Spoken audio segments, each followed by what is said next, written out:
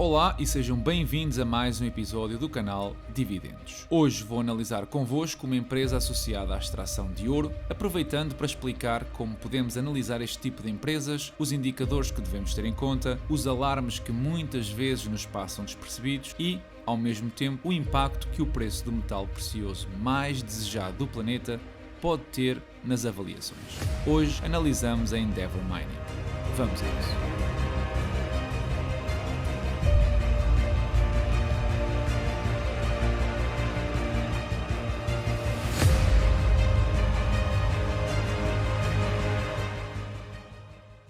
Antes de começar, queria pedir-vos que, se retirarem valor deste episódio, não se esqueçam de deixar um like e subscrevam o canal, ajudando-me assim a continuar todas as semanas a publicar temas diferentes e novas análises. Também vos quero avisar de que o vídeo reflete apenas e só a minha análise e opinião, não é de nenhuma forma uma recomendação de investimento. Comecemos então por perceber quem é a Endeavour Mining. A empresa é uma das 10 maiores empresas mineiras de ouro a nível global, com uma produção anual a rondar os 1,5 milhões de onças, ou aproximadamente 42 mil quilos de ouro. Dedicada exclusivamente à exploração no continente africano, mais especificamente em países como o Burkina Faso, a Costa do Marfim e Senegal, apresenta 7 minas diferentes atualmente em produção que contribuem para os números que vimos anteriormente. É importante desde já entender que nem todas as empresas mineiras estão ligadas ao processo de extração ou processamento do metal precioso. O caso da Endeavour é um caso específico de uma empresa que constrói toda a infraestrutura para extrair e processar a rocha. O caso, por exemplo, da Franco-Nevada, uma das mais conhecidas, é uma empresa que não possui qualquer processo ou gasto físico associado à exploração, mas que recebe direitos, os chamados royalties, de propriedades ou minas que vende a outras empresas dedicadas à exploração.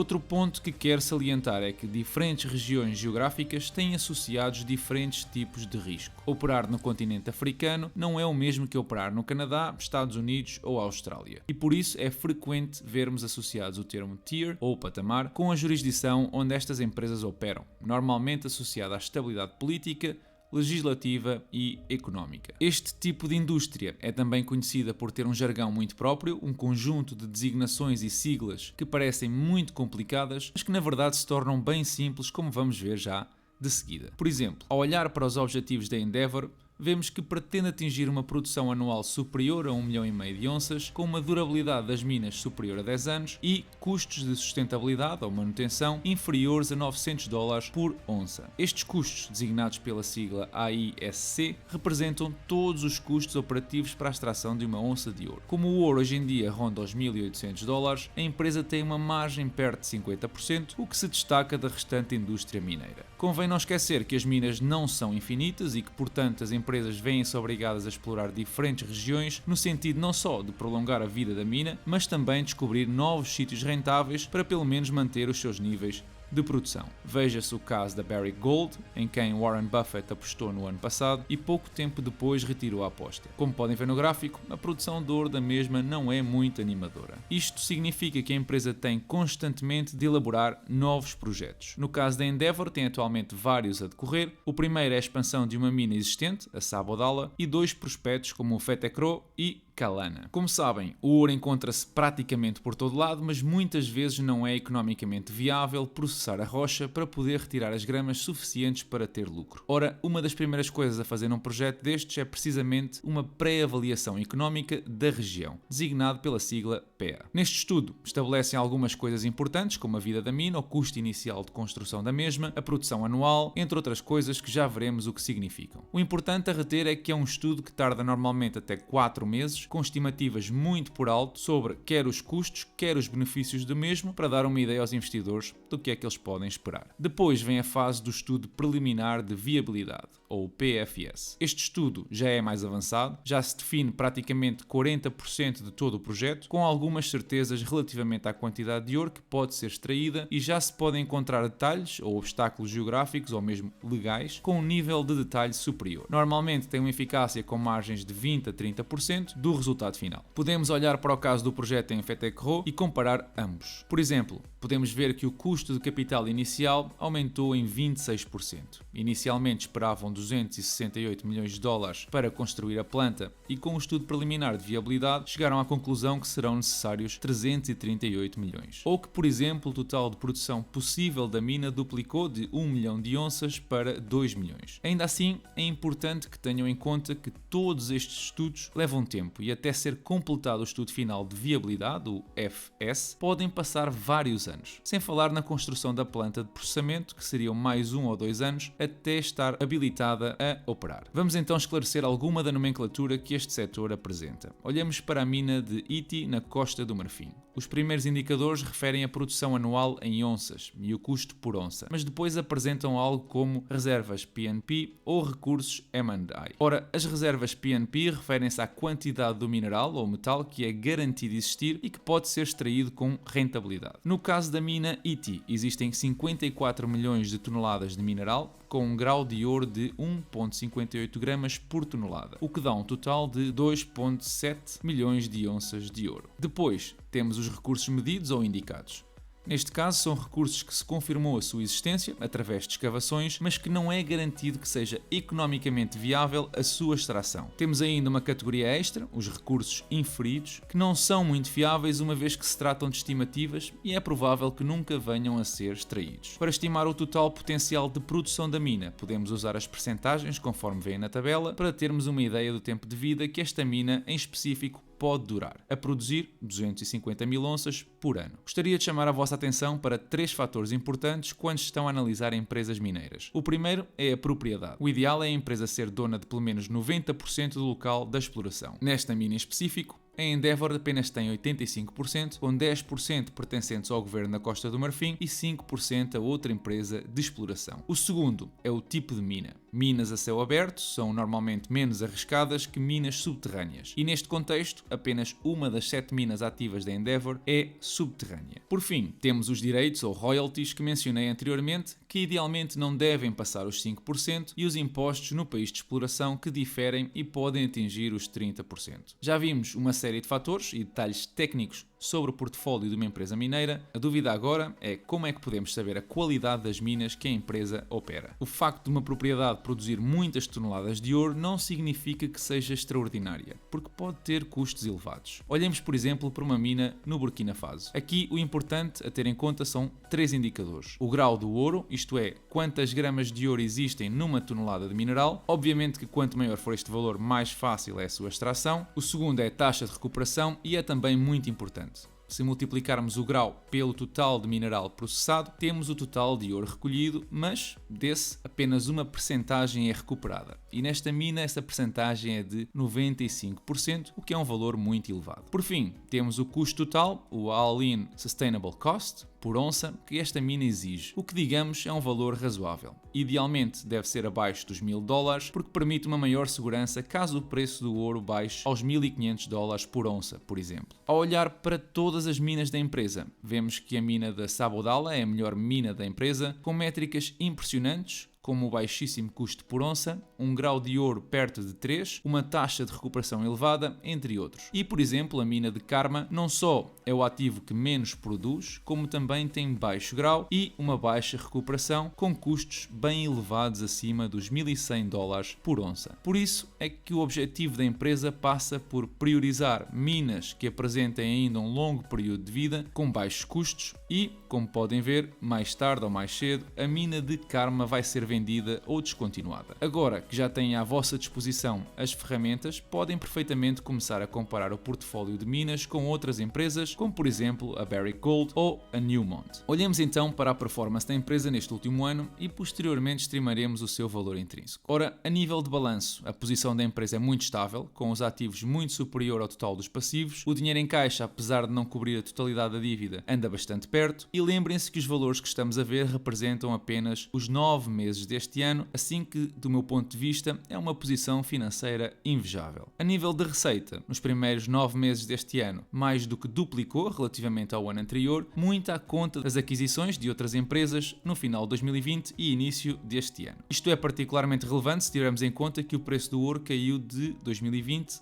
a esta data. Reparem que à receita, a empresa deduz os custos operativos, a depreciação e fecho de minas, bem como os royalties pagos a outros proprietários, acabando com os ganhos de operação mineira em 714 milhões de dólares. A isto reduz ainda os custos administrativos de aquisições e exploração, ficando com 600 milhões de dólares, 3 vezes mais do que os 9 meses do ano anterior. Um ano definitivamente muito positivo para esta empresa. Os fluxos de caixa confirmam isso mesmo. A empresa nos primeiros 9 meses deste ano gerou 810 milhões em fluxos de caixa operativos, que usou para pagar o capex de 390 milhões, dividendos na casa dos 160 milhões, bem como ainda 95 milhões de dólares em recompra de ações. É visível também que a empresa pagou mais dívida do que contraiu, o que é um bom sinal, assim que passemos ao histórico de operações da empresa para perceber como tem sido gerida pelo quadro executivo. Ora, a Endeavour é uma empresa pública desde 2015, pelo que eu vou restringir a análise apenas a este período. A nível de receita, a empresa apresenta um crescimento anual na ordem dos 18% e, como vimos há alguns minutos atrás, este ano leva já 2 mil milhões de dólares, o que é um crescimento de 42% apenas nos primeiros 9 meses do ano. Mais uma vez, à custa de aquisições e não do preço do ouro. O EBITDA tem crescido de forma mais rápida, demonstrando assim a otimização das operações da empresa, conseguindo margens superiores. A dívida também tem crescido a 20% ao ano, numa fase em que a empresa necessitou de realizar algumas aquisições estratégicas, como já vimos foram um catalisador da receita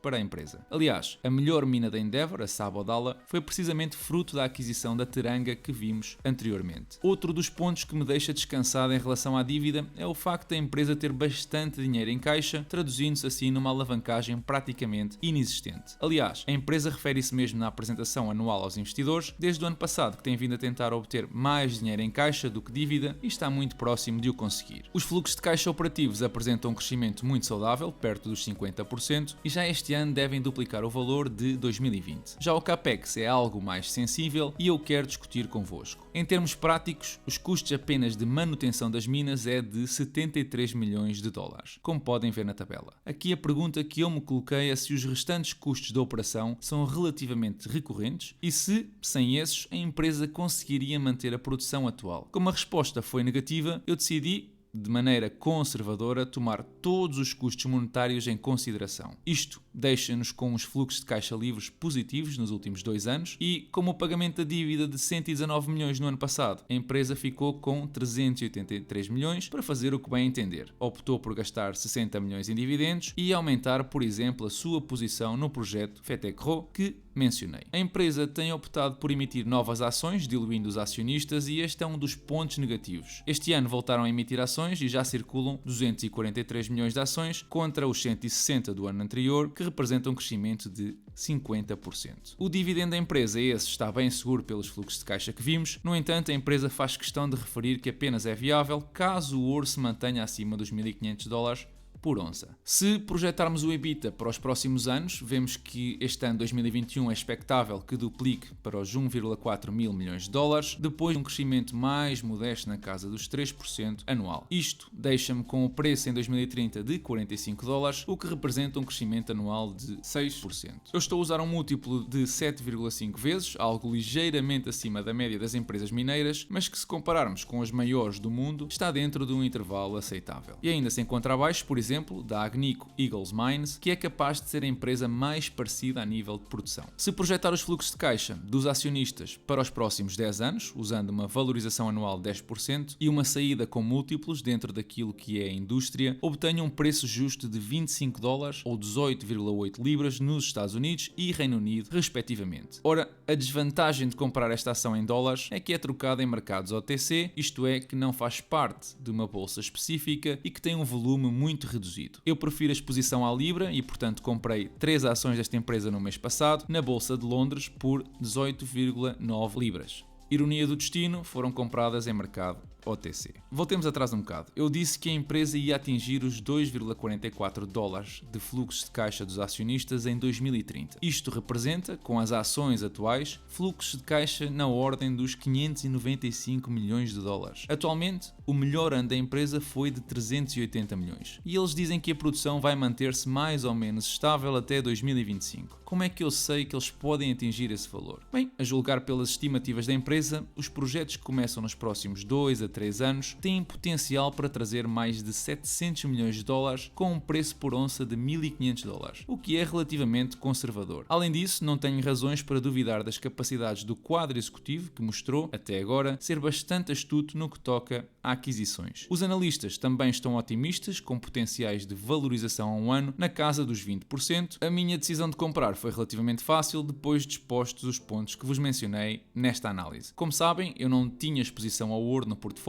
e esta era uma boa oportunidade para ganhar alguma. Não é um investimento significativo, mas caso o cenário da inflação se agrave ainda mais, o ouro será certamente um metal de refúgio para muitos fundos de investimento e, portanto, a empresa ganhará com isso. Confesso que descobri esta empresa quando analisava a Centamin, outra empresa mineira, como sugestão do Nuno, num comentário anterior. Os problemas que eu tive com a Centamin é que, apesar de não ter praticamente dívida nenhuma, apenas explora uma mina no Egito com custos acima dos 1.100 dólares por onça, o que desde logo são margens mais reduzidas. Apenas tem um projeto de expansão e é precisamente numa região dominada pela Endeavour. Além disso, o projeto não vai lançar o PFS até junho do próximo ano, pelo que não podemos contar com os recursos inferidos. E vocês, têm exposição a empresas de extração de ouro ou gostam deste setor? Deixem-me saber na caixa dos comentários. Ora, por motivos profissionais não tive a oportunidade de subir episódios nas últimas 2 semanas, mas a verdade é que apenas esta sexta-feira houve alguma ação interessante nos mercados. As notícias relativas a uma nova estirpe do Covid, a Omicron,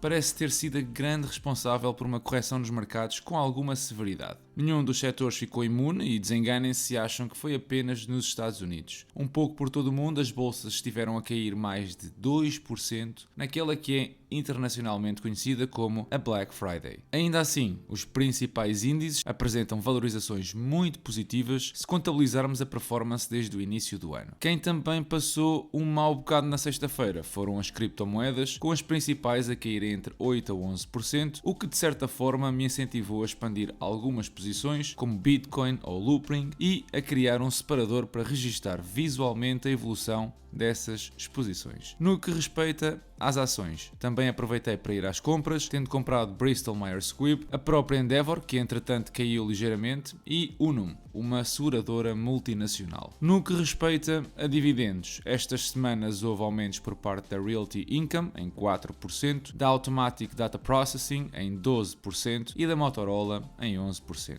O portfólio neste mês de novembro leva 55 dólares recebidos. Antes de finalizar, deixar-vos só com a minha breve opinião sobre esta correção dos mercados. Independentemente do que se venha a concluir sobre a nova estirpe, poderá muito bem ser uma oportunidade para entrar em algumas empresas caso o preço das mesmas baixe ainda mais. Isto não significa que o mercado vai corrigir 10% na segunda-feira e uma semana depois já está a bater novos máximos. Significa que, se pensarmos no longo prazo, este tipo de reações tornam-se frequentemente oportunidades se soubermos onde procurar e o que comprar, independentemente de demorar 2, 3 ou 5 anos. Faz a tua análise e deixa as emoções de lado. E por hoje é tudo, espero que tenham gostado do episódio, deixem o vosso like se assim for, subscrevam o canal se ainda não o fizeram, estamos muito perto de atingir os 1000 membros nesta comunidade. Eu desejo-vos a todos uma excelente semana e bons investimentos.